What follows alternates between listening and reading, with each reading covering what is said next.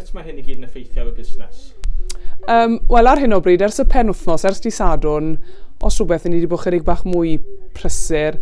Mae lot o ddigwyddiadau wedi cael ei gohirio, felly di Sadwrn, o'n i'n gweld lot o deuluodd yn dod mewn i'r siop, a ddoe a heddiw, mae pobl yn dod falle a stocio fyny ar prynu cwbl o lyfrau, prynu lot o gardiau i gadw nhw fynd, achos dyn ni ddim yn siŵr beth sy'n mynd i ddigwydd yn y dyfodol. Dych chi wedi gofod addasu rhywsut yn dilyn y newyddion? Do, mae rhaid ni fod mwy cyfrifol yn amlwg, trwy cadw'r counter, y drws a pethau lot mwy glân, jyst bod mwy gofalus a beth yw'r gair, bod mwy cydwybodol ynglyn â'r mater falle.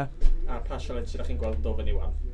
Fi'n cael yr ansicrwydd, fi ddim yn gwybod, fyddwn ni yn amlwg yn aros yr agor tan falle fydd rhywbeth yn dod o'r Llywodraeth yn gweud fod rhaid i ni gau, a wedyn pan mae'r rhywbeth fel yna'n digwydd, wel yn amlwg, mae yna gostau fynd allan yma sy'r siop ar agor neu ar gau, felly mae'r dyfodol yn eitha ansicr, ond mae rhaid ni jyst gwynebu beth sydd i ddod.